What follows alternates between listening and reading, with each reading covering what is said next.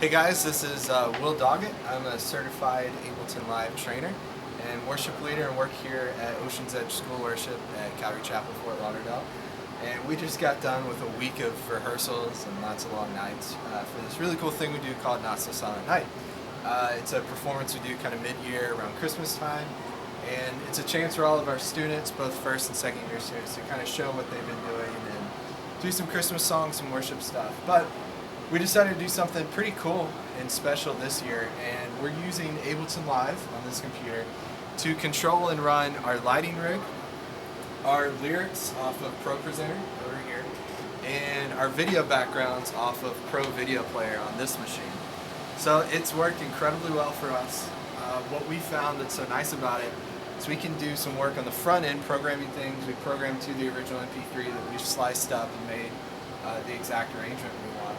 We can add in our lighting cues, we can add in our lyric slides, video backgrounds and stuff. But what's great, worship is a very responsive thing, and it kind of changes, and you have to respond to the environment, what's happening. We've had a few situations where we've needed to extend an intro or do a chorus again. Everything tracks with this. We're not using time code. We can change tempo. We can change the arrangement, jump around, and our lyrics and everything follows, which is really nice. So it's given us a lot of freedom. It's given us a lot of ability to do some work on the front end, kind of see how it works, and make tweaks along the way, and kind of makes for a less stressful show for those of us up in the booth. But I was going to show you guys a few things that we've done.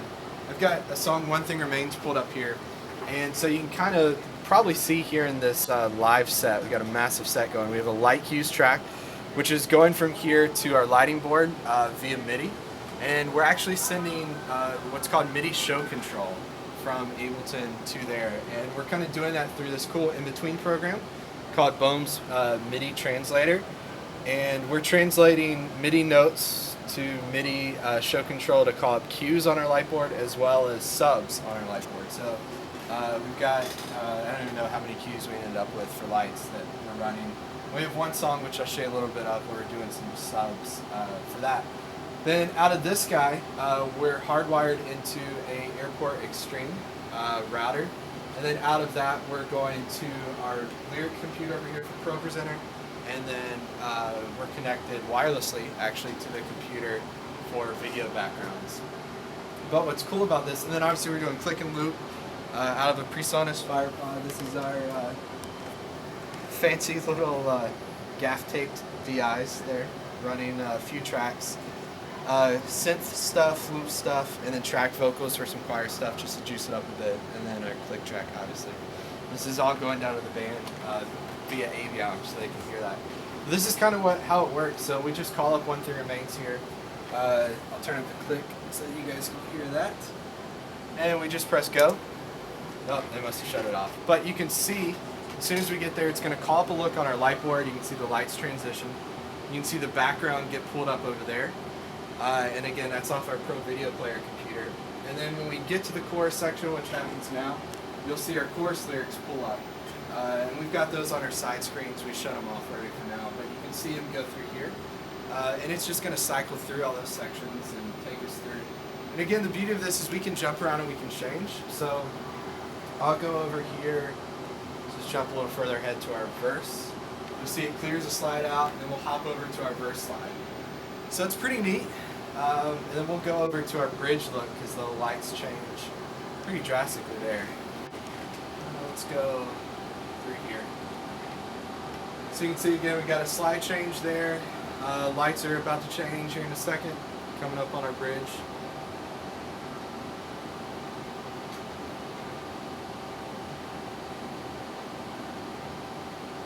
And there we go.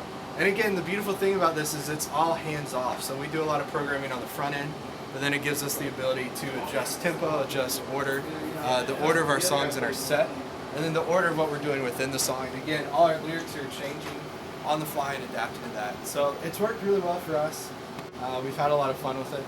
And I'll show you really quick, just for the fun of it, what the craziest song we've done, kind of what that looks like.